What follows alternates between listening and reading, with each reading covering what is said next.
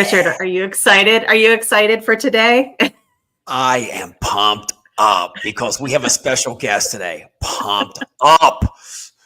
I love that right before this, you texted me and said you just finished doing sit-ups, like you or push-ups. You were like ready to go. You're ready to go for today's session. I am so pumped up because guess what tonight is? Another day of lake life.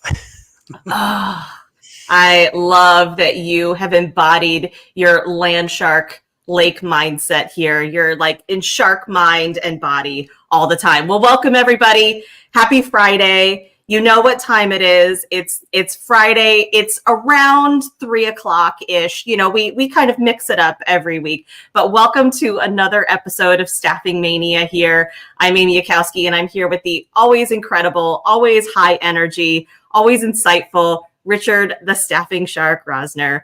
So how's your week been, Richard? Incredible. I mean, we're almost halfway through summer. We are over halfway through summer. I'm just loving it. And today, the microphone is what we're going to all talk about. The microphone. Mm-hmm. Yep. Bring it.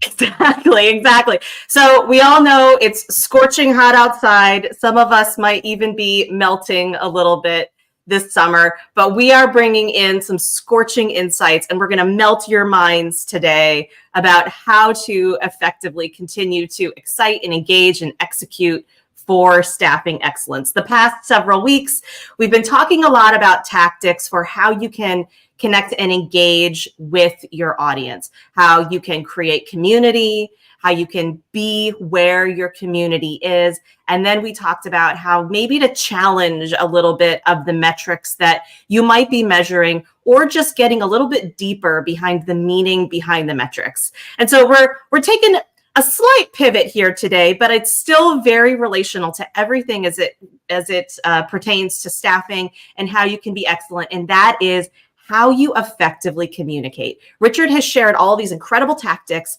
about different ways that you can connect and engage with people, but we want to make sure that when you actually do connect with them, you know what to say, you are prepared, and you have the right insights and thought leadership and information, so that way you are making the most of those connections when you have them. So we are very happy to welcome, although I will say full disclosure, we don't know how long the session is going to go. It might completely go off the rails, because today's guest is someone who I know very well. He is my partner in both business and in life for the last 25 years, my husband and Painted Porch's MC, our master of communication, Rob Hunter. So we want to say and welcome Rob to the Staffing Mania ring here to talk more about, really dive into his area of expertise, which is all about communication. Rob has been a 27-year radio talk show host. He's been the #1 show in Phoenix, Arizona. He's covered hurricanes, political conventions, thought leaders. And if you want to talk about wrestling or hip hop, Rob is your man. He's all about how you can master your message and broadcast with confidence, clarity, and impact. So, Richard, let's welcome Rob into the Staffing Mania ring. For my intro. Ladies and gentlemen, are you ready? Are you ready? The one, the only Rob Hunter to the stage! Oh my goodness. You too. Oh yeah. Oh yeah. Rob Hunter's in the house. Bring to this conversation. Oh yeah. Rope elbows. I gotta tell you, Rob, before we even start, I gotta go, whoa! It's gonna be a great show. Give me a little Ric Flair, huh? You got it, brother. Was always the Ultimate Warrior. I love the Ultimate Warrior and Bret the Hitman Hart. Those two are my guys back. I got to tell you real quick, the Ultimate Warrior. I just loved how he his arms are so pumped up when he had the tight bands around him. It was like just amazing. He had more energy than ever. Then I found out that the reason he had energy because he did a lot of drugs, but that's okay. You know, you do what you got to do, right? I don't recommend that, but no, I don't either. But not everybody listens to me, so it's okay. All right, so gentlemen, thank you both. I know that there's going to be plenty more wrestling references throughout, and I also encourage anyone who's maybe watching live, definitely share your comments if you want to hear an impression of any kind. I'm sure between the two of them, we can have some pretty solid impressions here. But Rob, the reason that we asked you to come on and join our Staffing Mania celebration that we do here every week is because you are, well, personally coined. I think you have the street cred, and I'm not saying it because I'm your wife, because you would probably say I'm your harshest critic sometimes, but you have the accolades and it comes to communication and how people can effectively communicate and make meaningful connections, especially when they can't see your face. Yeah, that's exactly right. And so you have to use your voice. You have to be able to connect with people quickly, especially in what you guys do, right? Richard, the Shark, and recruiting people. You need your nurses and your doctors. You need them, right? How are you going to get them? Because there's competition out there. Other people are talking to them too. So you have to break through that and find that nugget that no one else found that you can connect with over them. So first thing I'd recommend is do some research. Look at their LinkedIn profiles. Find something you think is cool. Something you can ask them about. Find something in their profession that stands out that you can build around. But once you get on that phone, make it about them. Start by asking questions. Then find that other nugget that you can connect with and build off of. Yeah, and when you think about the type of research or the type of questions that you're asking, there's the usual questions of, hi, can I speak to so-and-so? Hi, this is Richard from Staffing Shark. How's your day going today? Can I talk to you about maybe a new job opportunity? That's not really the way to establish rapport, especially when you're cold calling. So Richard, share a little bit about what you do. And then Rob, maybe you can add a little bit of flair to it as well. Quick flair to it.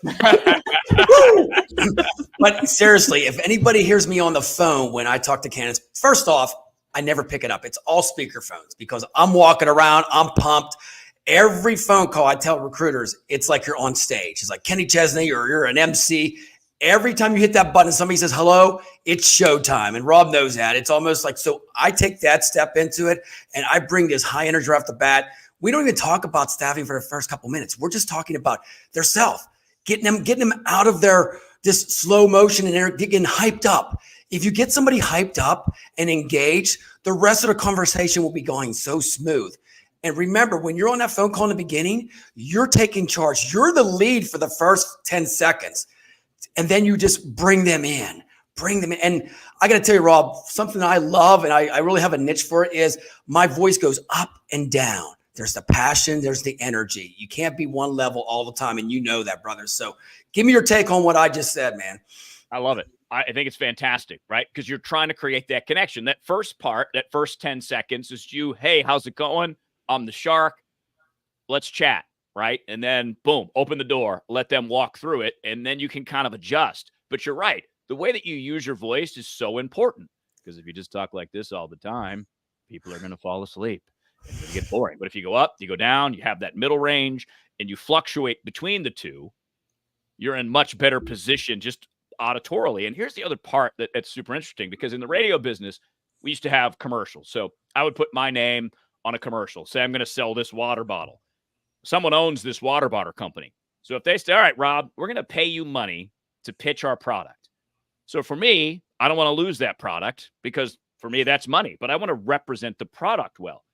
But if I get to know the owner or the representative in that company, and let's say they go through a tough time, they're less likely to kick me out because they like me. So you want to create good, solid, real relationships because that's when people really want to work with you, especially when times get tough. So in order to stand out against the 5, 7, 12 other recruiters that are calling, you're going to have to find that way where they like you and you like them and you got each other's backs all the time. I love what he said there. And I got to take us back. We're going to take us a little bit down the rabbit hole right now. But remember the dating service back in the day before they had iPhones? It was all voice. Remember the voice lines? People used to call and pay money to listen to somebody. No, Richard, he doesn't know. He's been dating me for a very long time. in general. You know what I mean? I mean, we seen it out there in the 90s where it was like the sexy hotline. That was a voice, right? And you had to be sexy on the phone. Oh, yeah. The 900 numbers. Hey there, stranger. Exactly. What are you doing tonight? An Aerosmith video they showed at the end, and they're having this conversation, and it's like a woman who's, let's just say she's a bit of a bigger woman, and she's ironing clothes. It was not what you expected. Like the voice sounds a certain way, and a lot of radio DJs too have these big, great voices, and turns out, oh, they got faces for radio. Oh, okay. I hate that term, by the way, Rob, because you have a face for everything. So just let me throw that out there, brother. Your TV and radio all combined.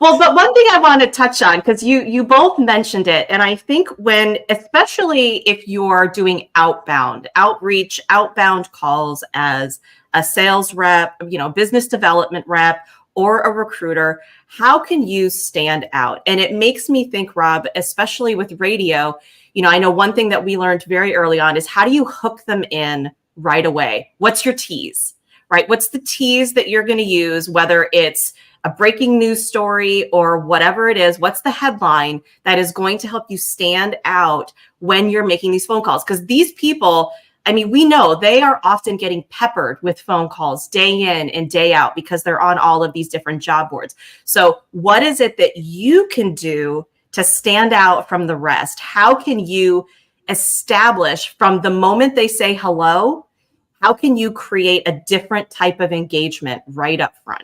So what are your thoughts on that, Rob? That's a fantastic question. It's going to be the work you do in the back end that nobody sees. Mm-hmm. Work that you do in the dark that's going to make this difference. Mm-hmm. So in the radio show approach, I'll give you an example. Bill O'Reilly. I've interviewed Bill O'Reilly numerous times. The first time I interviewed Bill O'Reilly was 2006, and calls into the radio show, and I don't even remember what he was promoting, a book probably. So I started off by telling Bill that my, at the time, 90-year-old grandmother used to watch his old television show, The O'Reilly Factor on Fox News. Yeah. And that created a little bit of rapport. It's just a little thing that I knew so that I could break that ice with Bill O'Reilly, because Bill O'Reilly's used to coming on and doing radio interviews and getting asked the same question over and over and over again. So I thought, all right, I'm going to spend some time really thinking about that first thing I'm going to ask him so that it's different for him, so that he kind of rolls with it rather than just gets into standard operating procedure and answering questions. So that's one area. Find something that no one else is going to find. Spend 5 minutes on that LinkedIn profile, 10 minutes, 15 minutes. Look at some of the things that they write. Look at maybe something they put out there about their profession that they really like. Find something that the other recruiters, BAs are just not going to do, because most of us just pick up the phone and call, and don't spend any time. Like a lot of people used to say, Richard, you'll love this. Oh, all you do is talk on the radio. You just show up. I'm like, yeah, we just show up at 4 o'clock, turn the microphone, have no idea, have no plan, haven't read anything all day, all night. There's an art and a science to creating a radio show. If you treated your phone calls that same way, the art and science of it, you're going to be able to break through, stand out, and you're going to be the trusted recruiter or BA or project manager that everyone's going to want to rely on, because you get the job done and you know how to interact with people. Mm-hmm. Dude, Amy, he hit it right on the head. And you know what, Rob? I'll take it to another level. Being here in West Virginia, I talk about the Mountaineers WVU football game. I'm like, shit, man, they lost. It's okay to say a couple cuss words. The one guy said, man, I haven't had a job. I haven't had 2 recruiters never call me back. They ghosted me. I'm like, damn. I mean, it's okay to say stuff like that. Now you're feeling emotional just like they are, so you can help them. Yeah. Fantastic. And that's that commonality, especially in your WV. That's a big deal, right? West Virginia. You guys got to band together. So that's a great example. Amy, and then we start singing Country Roads together. Country Roads. There you go. There you go. Has the day ever, does the day actually consider being done if you haven't sung Country Road at least once? You know, Richard, in West Virginia, can the sun set in West Virginia? Every bar, restaurant you go to, everybody does it for karaoke it's like embedded every day. And then I joke, because I'm from Pennsylvania, I'm like, that's Western Virginia. That's not even West Virginia. And they're like, oh, stop it. I'm like, that's funny. So one other thing I think, to kind of put a bow on this first thing, like the first engagement that you have with people, do a little bit of research, go beyond, what you see on the application, look at their resume. If they're in an industry that they're on LinkedIn, look at LinkedIn, see what they're posting. Richard, you talk about Facebook being the secret sauce for a lot of people, because that's really where they can be their truest selves. That's where you can learn more about them as a whole person, as opposed to just a professional role. But also, Rob, you talk a lot about kind of rethinking the questions that you ask. Can you talk a little more about that? So that way, you always tell that great story about in the grocery store. Like, how can you engage and ask questions, but in a way that maybe hasn't been asked before? Think about a typical question that you're asked. You go to the store, it's a casual interaction. It's, how you doing? How's the day going? So what I did, I just added a couple extra words. I said, what's the best part of your day to this 19, 20-year-old kid? And he goes, actually, feeding my falcon. And I'm like, wait, what? So we created this whole conversation for 5-7 minutes. I got to learn about this young kid being a falconeer, and the falcon comes in and lands on his arm, and what he's training the falcon for, and what the falcon eats. Something I had never done before. I never had a conversation about being a falconeer. So just by simply adding 2 extra words, instead of asking, how's your day going? What's the best part of your day? It opens a door to someone. And you even have it on the scroll right here. Not only does your language matter, but establishing trust is mostly done in listening.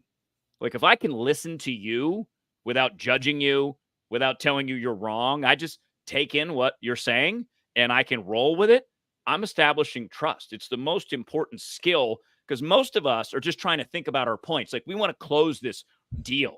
We want this recruiter on our team. So we rush to try to get to the conclusion instead of saying, you know what? I'm going to take 10 minutes here.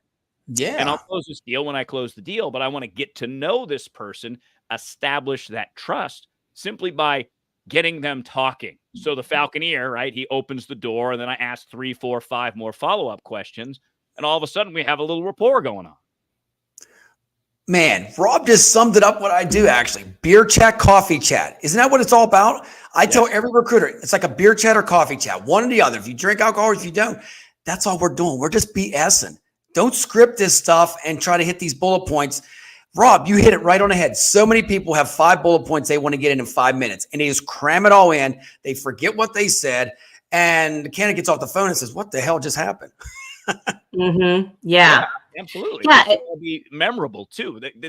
Because let's say you're competing with 10 other people. Are you the one that they're going to remember?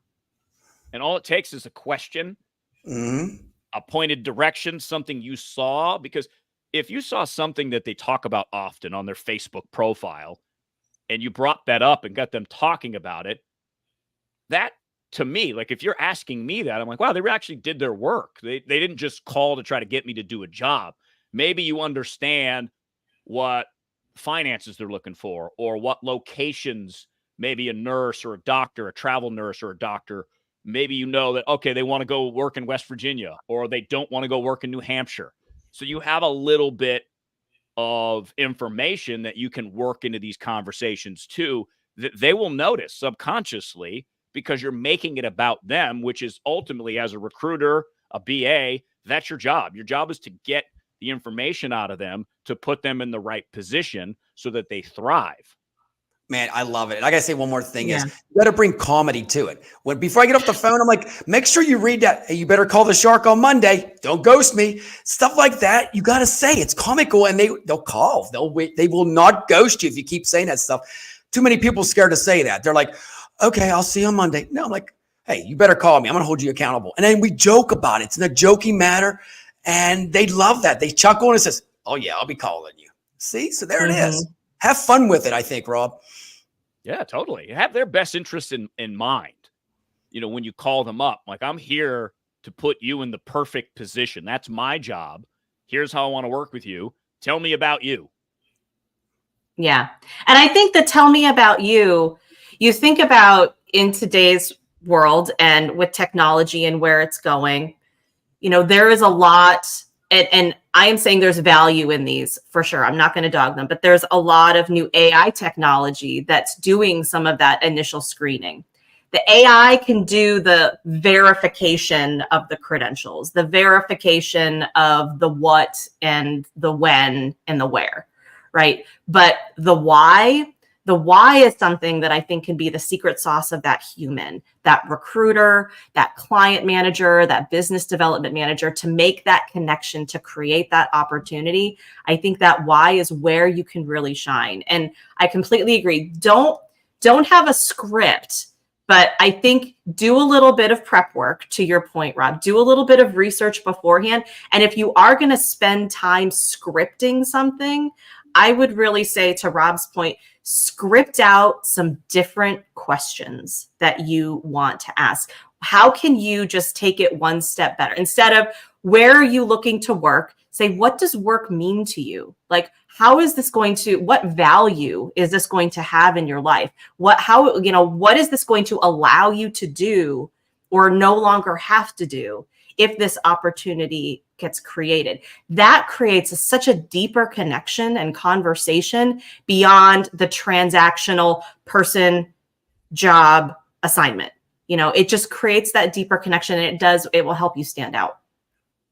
You got it. 100%. I got to tell you a story real quick. You'll love this. So I got this guy on the phone last year, and the music's in the background. He's that Cameo song, Rob. You heard that, Word Up? He's like, and he turned it down. I said, what did I say? And I said, oh, I'm going to sing my song to you. WORK, work up. And he's like, start laughing his ass off. He got a job with me, and he referred his whole family with me to work for this factory. It was like, and then every time he says, work up. And he started like singing it. As soon as he walks into my office, he was singing it every time.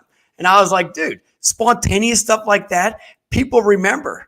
Oh, no doubt. And I imagine you, Staffing Shark Richard, do that quite well. Just, seeing you here, that you're not afraid to be you at the end of the day. Because you, as a human, all of us, we're unique. We stand out on our own. We just have to give ourselves permission to be that, but do it in that way that's very welcoming for the other party. Going back to tell me about you. That's not the question. But Amy, to what you said, take 15 minutes this weekend, take out a notebook and just put one page of questions that you would like to ask somebody. Like, imagine you wanted to ask Abraham Lincoln questions. What would you ask Abraham Lincoln about? Write those questions down, and it gets the spark going. And then you say, okay, what questions would I ask a nurse, a doctor? What sales questions that are non-sales related can I ask this agency or whatever? And you can just do that, and you'll know which ones resonate with you because you'll try them out, and you'll see what doors get open. And then if you find ones that work consistently, you can work those into your repertoire. I like that. I like that Yeah. a lot. I got to ask you something real quick, Rob. Now, the pitch, we got to get back to the pitch real quick. How do you get people to get engaged with that pitch? Because a lot of people just have one voice and that's it. So how do you get them to rev up? I mean, you've been in, doing this a long time. Did you ever get somebody that's trying to be in radio and it just monotone all the time? Many people. I'll give you one story. Uh-oh, here we go.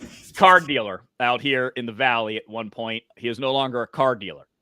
So he starts advertising on the radio station I was working at. He starts listening to the radio station. He says, I can do that. So he tries to do that. He couldn't do it because he thought he could just show up, turn the microphone on, and understand what an 8-minute segment is, or a 10-minute segment is, or how to work through an hour on a talk show. So normally, tons of big news events that I've talked about, as Amy mentioned at the beginning, over the last 27 years. I would be very careful, especially if it was a sensitive issue. You're very careful by doing your work in the background, however long it takes. And if you're willing to do that work, that's really when you stand out. So it's that same thing. If you really want to be a great recruiter, the work you do in the background to open doors is the work that matters, right? Macho Man didn't just show up in the ring without working out, without going through his routine, without choreographing the moves. They don't just show up, right? They put on an excellent product because of the things they do that you don't see. And that's the same if you're a recruiter, a business analyst, a project manager. If you're really trying to stand out and you're committed to standing out, it is going to be on a Saturday writing those questions down.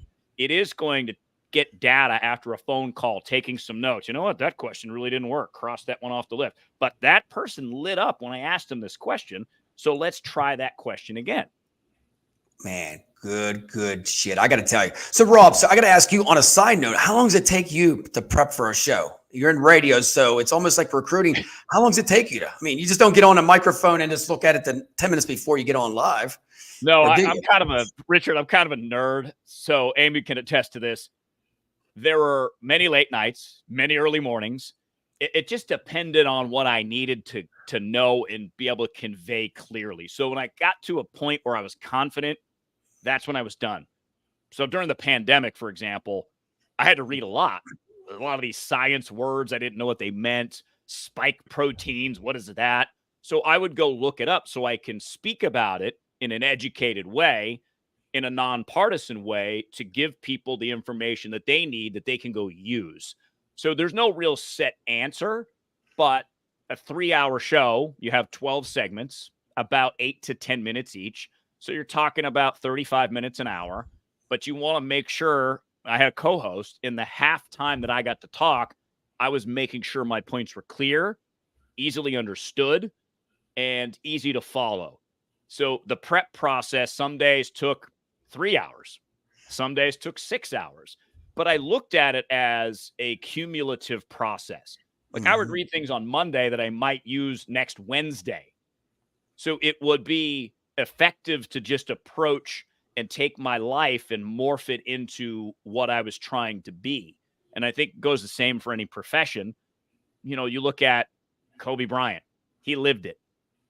He wasn't just a basketball player who showed up. He's like, no, this is what I do. And since I do want to be one of the best, I'm going to practice more than everybody else.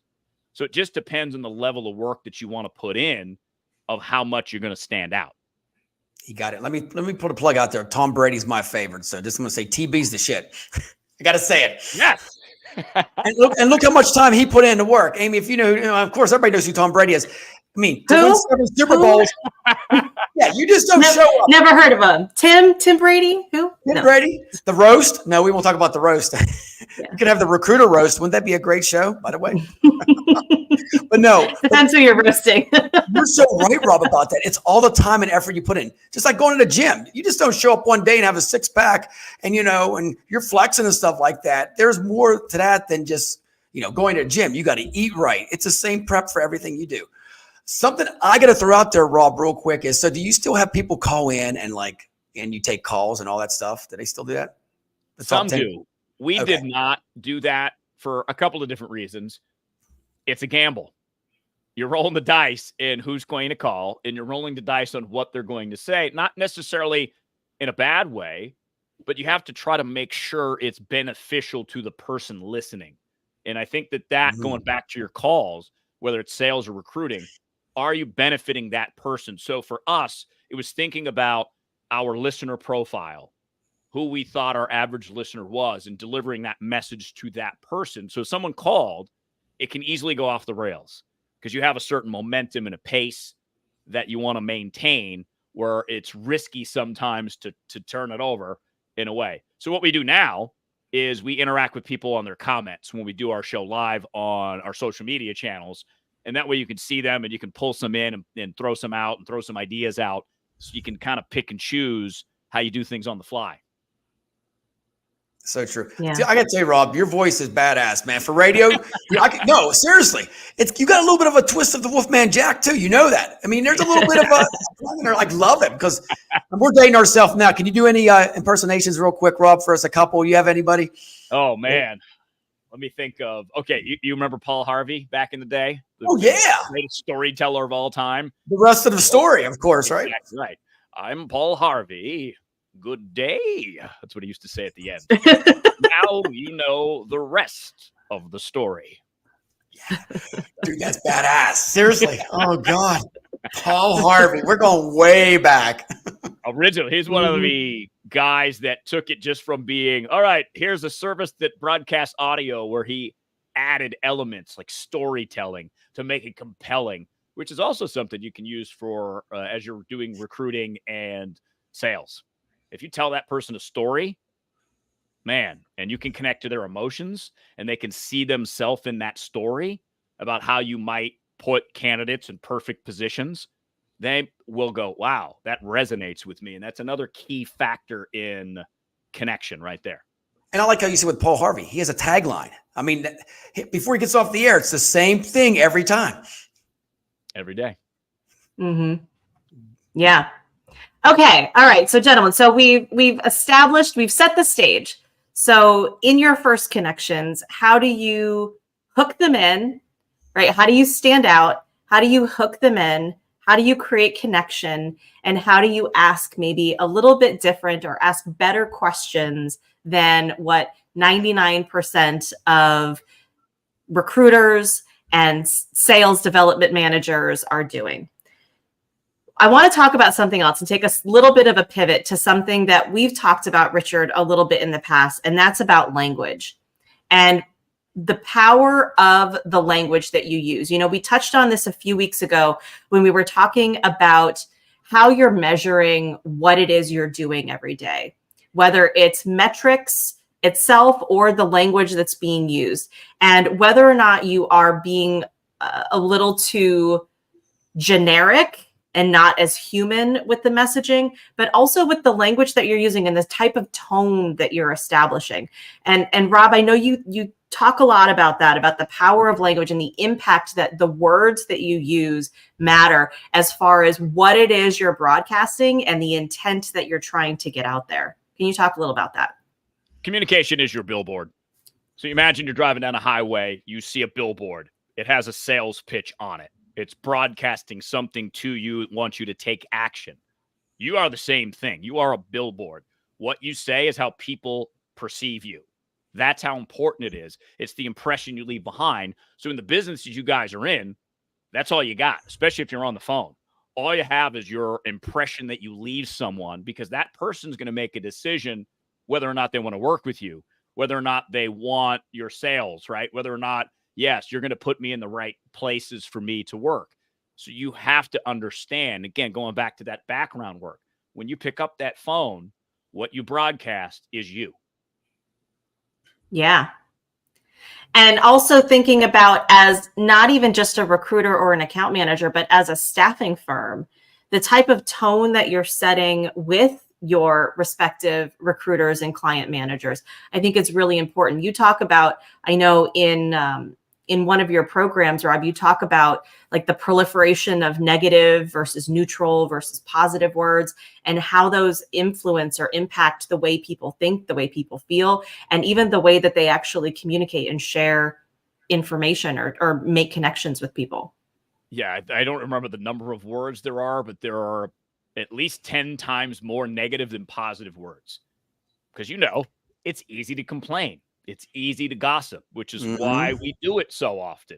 There's many available words to connect to our misery.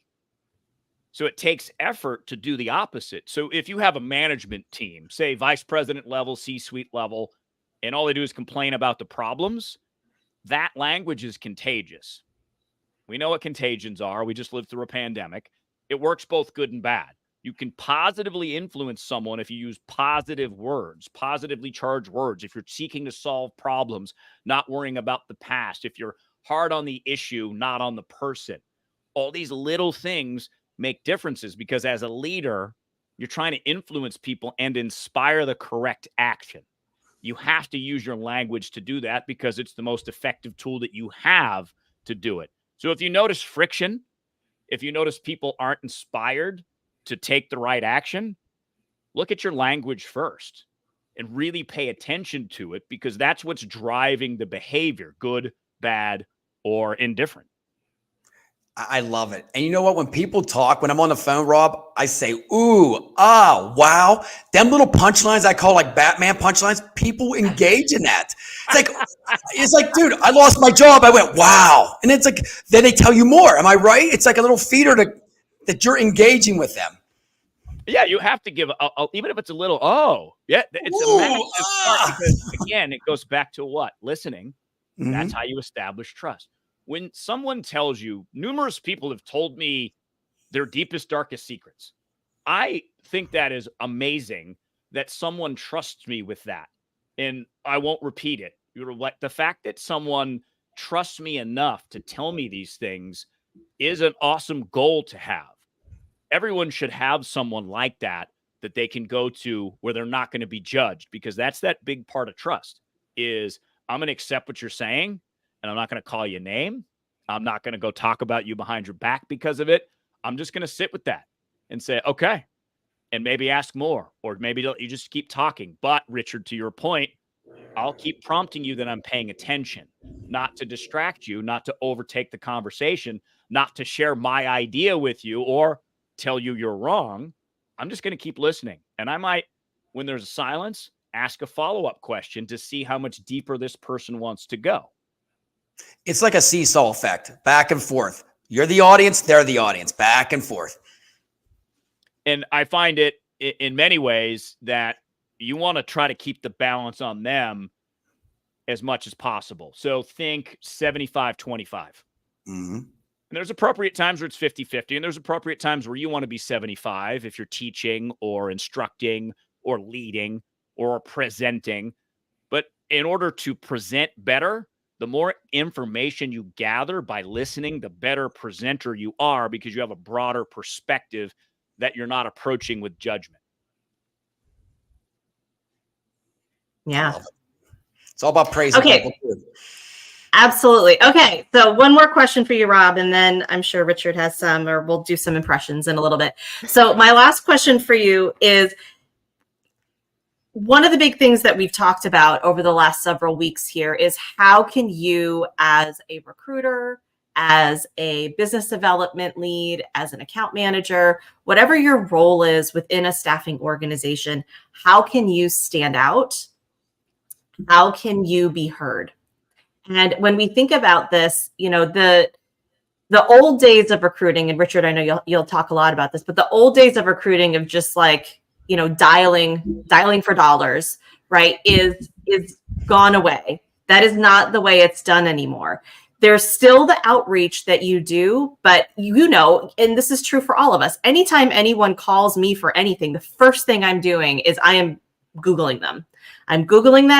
I'm finding out a little bit more about them. I'm going on their profile, whether it's Facebook or LinkedIn or wherever. I'm seeing what they're talking about, what they're saying, what they're not saying, their thought leadership. So how, as these individuals want to try to stand out, be the, you know, recruiter in demand or be the sales individual in demand, how can they establish their presence, their thought leadership? And I'm sure that there's a right way and a wrong way, or a Rob Hunter preferred way, as to how you can do this, how you can stand out and be heard. I'll give you a tool.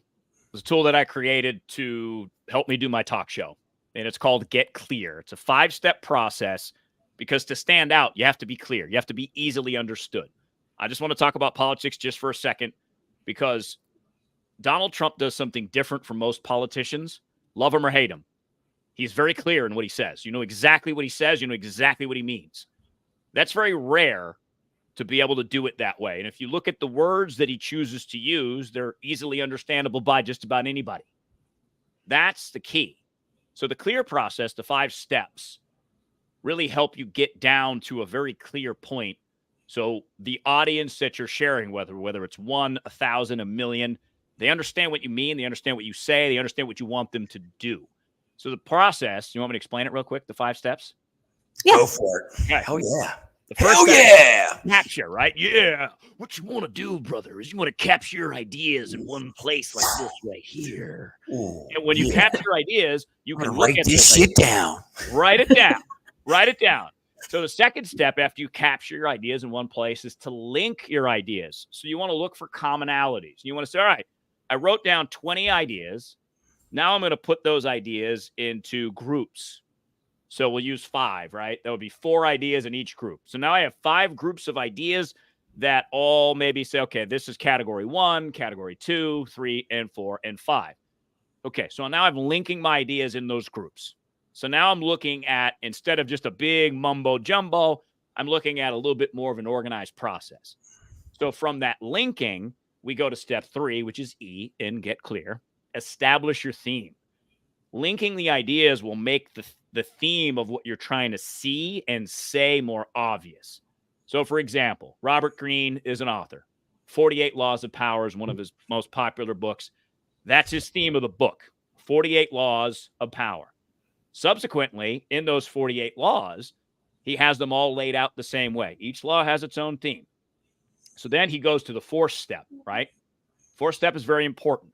Arrange. So we got capture, we got link, we got establish theme. Fourth step is arrange. So you go back to your linked groups now that you know your theme, and you're going to arrange your talking points to support your theme.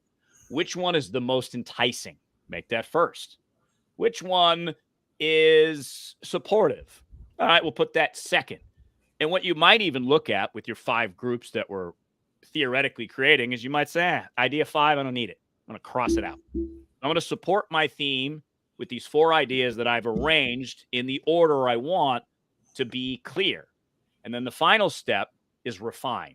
Shorten, shorten, shorten. Edit, edit, edit, edit, edit, edit, edit. Take as many words out as you can, rearrange it, because our natural tendency is to just blurt things out, which is why this process is important, because it helps you narrow it down. And when you narrow it down and you say, there's a scene in Ocean's 11, and I don't remember what, no, he's like, don't use 11 words when 7 will do. It's that. If you can figure out how to use 7 words versus 11, you've gone through the clear process. Richard, Amy, and you are more likely to understand what I'm trying to get across and understand, if I'm a leader, what it is I want you to do. And then if it's going back to recruiters and sales calls, they know exactly who you are and what you're going to do for them. Yeah. Because the attention span of people is shrinking more and more, It's right? like, what, I mean, 4 seconds? I think it's like 8 seconds now, isn't it? It's, yeah, 8 seconds. So you got 8 seconds. So you think about that phone call that you're making, whatever that connection is that you're intending to create, that piece of content or whatever it is, know that you got to hook them in the first 8 seconds or else they're going to move on. And I think about you, Rob, when it comes to the talk show, you had about 8 minutes to talk about some really heavy topics and try to get to the meat and the root of the problem, of your take on it, of the next steps, of, what might be a good, solution. 8 minutes or less. What if you timed yourself as a recruiter or account manager, and you could even simulate this with someone within your organization and practice trying to hook someone in and get through an entire conversation where you have a very clear conclusion in 8 minutes or less. You know what I love about that, Rob? It's basically like a song, like Ice Ice Baby. The hooks on songs are no longer than 7 words, right? Mm-hmm. I mean, or if I used to coach football, can I even say this? We used to have the KISS method. Keep it simple, stupid. I mean, seriously, that's what it was. It's like very basic. It is, but it takes work to get to simple, right? Because we're not naturally programmed to be simple because these brains are complex. So you got to work with your brain. You're given this amazing machine, which is the most amazing machine on earth for a reason. It's how you use it is how you stand out. So get clear. So Rob, if they wanted to get clear, if they wanted to get a little bit of guidance on this, what could they do? Easy. Go to nowgetclear.com. NOWgetclear.com. So it's right there. You can download it. And what we'll do is we're going to have you put your email address in, but you're going to get emails over the next 2 weeks that help you go through the process to practice. Because, Richard, you know it. You got to practice. The Macho Man practice. The Ultimate Warrior. You got to practice. And Allen Iverson, if you're a sports fan, did not practice. And as Robert Downey Jr. says in Tropic Thunder, went home empty-handed. No championship. Didn't like to practice. I love that. Tropic Thunder, my God, is a badass movie. By the way, it's one of the best. So good. Mm-hmm. Oh, my God. Mm-hmm. That is good. I mean, I got to tell you, Rob, everything we talked about today, and we're going to continue, is like, this is so true that nobody ever teaches us this stuff. I mean, we have to learn our own. I mean, Amy will tell you, we go to Staffing World, they have a knowledge hub. You got 10 minutes to get all your info in, and you cram it in. It's all what we're talking about today. You got 10 minutes to give them some knowledge. We don't have an hour, 10 minutes. And what I would do in that scenario, Richard, is I would say, okay, if I have 10 minutes, I probably have time to make one theme and 2 or 3 supporting points, depending on how many details I need in those supporting points. And then I would arrange them, right? Going back to Get Clear. Get Clear is a perfect process for this based on any time that you have to speak. If you're trying to shrink something down to 8 seconds, or if you've got that 10 minutes and you have to explain your business process in 10 minutes and why it's better than everybody else's, boom. Okay. Our main point is that, right? Mine is communication is your most useful skill. It just is. You can use it in every single scenario. So I would support that by saying most of what we do is communicate. About 80%, especially at work, over 80% of most people's work days, office workers, is spent in some form of communication. So if you can use it to get more done, to get other people to get more done, to close more deals, to get more nurses and doctors on your side, why wouldn't you start utilizing that skill? Because it pays you so many dividends. Not only that, you just feel much better because you're closing more deals. And when you close more deals, you just get more confident. And then you realize it's just a product of the voice and the things that come out of your mouth and how you can control it. Because, Amy, we know our stoicism. You can only control you. Trust me, I've tried to get Amy to say certain things. Woo! So is this like the muscle? Is this the Macho Man and Elizabeth? Amy, are you Elizabeth today? Good pull. Yeah. She is cuter than Elizabeth. Elizabeth was cute. Oh, And then I'll just play, but it's not the storyline. I'll be just Lex Luger for the minute, right? Remember that? Remember that storyline? Oh yeah. That was, by the way, great. Oh my goodness. So Rob, I gotta ask you real quick. Favorite DJ, like growing up, did you have one? It was like just ultimate that you love to listen to since that is a great question. Since you're the voice king. You know what? I would go play-by-play. Joe Castiglione was the Boston Red Sox play-by-play announcer. So when I first started to think about broadcasting, that was my ideal job. Well, if I could go call Boston Red Sox baseball, that would be amazing. But then it would be, my dad used to listen to oldies music stations. I don't remember any of their DJs' names, but it just seemed fun what they did. Like, all right, this is from the Beatles' 1968 album, blah, blah, blah, blah, blah. And they get to communicate with you while you're driving. So my old company that I was just working with, iHeartMedia, their kind of goal was for us to be that friend in the car with somebody. Like that aspect of broadcasting is what makes it fun. And, it beat being an engineer to me. It beat working in a supermarket like my dad did. He was in the management side of things. It just seemed like a fun career. Casey Kasem. You got to love Casey. Remember that? Oh, I'm glad you made great voice. Yep. Mm-hmm. And then modern day one now, Ryan Seacrest, man, is crushing it on the radio. I mean, it is what it is. People listen to him everywhere. He gets $1 million for one day on New Year's Eve, right? Shit. I mean, he is the new Dick Clark and Casey Kasem. It's unbelievable how he's doing that. And he does the American Idol thing still. And it's funny because people don't think of radio being powerful still, but it is. It is really powerful. And satellite radio, I mean, I listen to it all the time. I mean, the MTV VJs back in the day, I know them all. Nina Blackwood and all them. Nina Blackwood. Yes. Nina Blackwood. You heard Nina and she smoked a pack of cigarettes a day, right? I think she smoked like 3 or 4. It was like Blackwood. Downtown Julie Brown. Wugga, wugga, wugga. God bless and goodbye. Good stuff on the voice, man. I love it, man.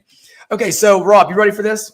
I have a couple wrestling taglines here, and you got to tell me who it is.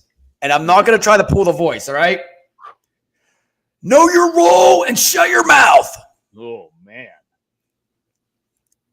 I don't know that one. Know your role and shut your mouth. Know your role. Sounds like something Steve Austin would say, but I was kind of out of wrestling. Close. Rock. Is it like Triple H? Oh, The Rock. He's The Rock, remember? Okay. Yeah. See, I didn't quite make it as far as The Rock. I kind of. Yeah, I know. That was like a little bit. Yeah. Hulk Hogan and Andre the Giant, Ultimate Warrior, like the late 80s and early 90s were my heyday. All right. Well, here's one you're going to know. To be the man, you got to beat the man. Oh, Woo! Man, Amy, you should have prepared me. I could have studied wrestling taglines. To be the man. Sorry. Man. Roddy Piper. I don't know. Ric Flair, remember? Oh, he did say that. Remember, he said to beat the man. Remember, he used to come out like that. To beat the man, you got to be the man. Woo! I tell you what, and you know what's funny about this? Before we wrap things up, WWE back in the day was all about the voice and the taglines. I mean, the character was the tagline. Everybody in the audience was waiting for that to go, woo, or Hulkamania stuff, Hulkamaniacs, it's like, that's what we thrived on. Let me tell you something, brother. Hey, you know what? Every time I hear that, man, I just want to eat a Slim Jim, don't you? Oh, totally. No. But here's the thing, Richard. You're actually on to something very important. Uh-oh. Because that's what those taglines are what helped the wrestlers stand out from one another, because they all looked jacked. They all were athletic, but they all had to have unique personalities so that they would stand out on their own. So the tagline is a great thing for you of all people as the staffing shark to say, because in a sense, you want to be your person on your phone calls. You might not necessarily need a tagline, but you want to approach it that way. And that's what one of the best bosses I had. He said, look, man, what we do on the radio is part WWE. So you have to entertain. Entertain me if you are calling to recruit me. Make it fun. I love how you said it. I say it every time. Entertain's the first thing in our business. I'm like, I'm an entertainer. I am. I'm one of the original entertainers. I entertain everybody. They're like, how do you get candidates? I said, I entertain them. I don't take anything serious till we get to the nuts and bolts of getting them a job. The beginning's all the intro. I mean, you watch Netflix real quick. You watch Netflix, you watch the trailer before you watch anything else, right? So me, Rob, and Amy should be the trailer for the first 30 seconds or 60 seconds. Shark, you definitely could have been a morning radio show host any day. Dude, you ever need me, bro, you let me know, man. I'll pop in once in a while. I love it. He's a great hype man for sure. But I think to kind of put an end cap on that, since we've gone a little extra, but we knew we were, because this was a really important conversation. But when you think about the connection that you make, and not just the tagline, but spending the time to really get to know these individuals, make it about them, and don't ask them to marry you right out the gate. Rob and I dated for 10 years before we got married. You know what I mean? Like, get to know each other a little bit before you're immediately asking them to take that next step. If you create that relationship where you are nurturing that relationship and you are not just viewing it as simply a checkbox for your weekly goals, but a connection and a relationship that you're establishing for the long term, hopefully, I think that that's really going to be what's going to help you stand out. And the keys to doing that, Rob, that you shared is really hooking them in, finding a way to hook them in, ask the questions that are different, and be willing to sit and listen as opposed to trying to sell and pitch. And then, really be clear, get it really honed in, get it nice and tight. So that way you're making the most of the opportunity, because it is an opportunity. It's a privilege, the opportunity and privilege that you have to be able to have these conversations with these individuals as candidates and as clients. I'll give you a stat. I'm going to pick up my phone. The average person reads 62,000 words on this thing every day. And that doesn't count videos. That doesn't count anything else. That's just reading. So which of your words are going to be memorable of those 62,000? Because that's what you're up against. Because that 8-second, people will pay attention to you if you're interesting. If you're not, boom. We're change the channel. They're changing the channel. Yeah. That's right. Sharktastic. Get this shit ready. On average, I just saw the stat. I think it's accurate. I have to double check. 9,000 something ads a day. Between your billboards, your television, your streaming services now, your phone. We're bombarded with these things. We don't want to be in a sales process all the time. And I took control of a conversation recently because some guy hit me up on Instagram. He's doing the whole sales pitch and the funnel thing and all the stuff that we're all so familiar with. And I said, dude, what do you do? How are you going to help me do it? And how much does it cost? I love it. You gave him a suplex, didn't you? Suplex. I did. You did. I love it. You gave him a plex. And then I got on the top rope, and then I macho manned him. And then what happened then? Did he submit? He hang up the phone? He said, all right, I'll tell you what I am. I'll tell you what I do. And I'd say this. I said, good, because now I don't have to get on a call with you. I'm not ready for this. I might be interested in this in a few months. So I said, why don't you hit me up in 3 or 4 months, and we'll see where I'm at, and we'll go from there. It's just a way better sales process because I'm done with your sales. I'm done with your funnels. I'm done with your pitches. I just want to know what you do, how you're going to help me, and why you're better at than everybody else. I love that. What a punchline. Get clear, Boom. people. Get clear. You went June. Yeah. Rob Hunter. Anytime you get Rob on a sales call, you know he's going to give you a suplex if he doesn't want you. I'm coming with you. Just tell me what you do, how you do it, why you're good at it, and how much it costs. And I'll let you know if I want it. And at that point, they're going to be like, what'd you say? We're coming to you work for again? Oh, I don't even know. Well, Rob, thank you for dropping all of this amazing knowledge for us. I even though I live with you and we talk all the time, I learned some new things today. There's some great perspectives. Richard, any final thoughts from you? No, hey, Rob, thanks for coming on, brother, man. It's been a pleasure. We got to bring you on again. Next time, you got to wear a tank top, man. You know, sleeveless. We got to do a sleeveless Friday, all right? Okay. Maybe. We'll see. Flex Friday. Full Flex Friday. Okay. But before we go, you got it. Rob, you're going to close the show out, man. So whatever tagline you got, we wrap the show up with your final words, brother, and I'm out of here then. A lot of pressure. It's a lot of pressure. I'm going to tell you to go to nowgetclear.com first and foremost. Nowgetclear.com. It's free. We'll help you walk through it. We'll help you practice so that you do stand out. And then on that note, what can I say to wrap this up? Other than ooh, yeah. Richard, Amy, thank you guys. I love what you guys are doing. You're shaking up these industries. We're getting us to think differently. So let's go get them. That's a wrap.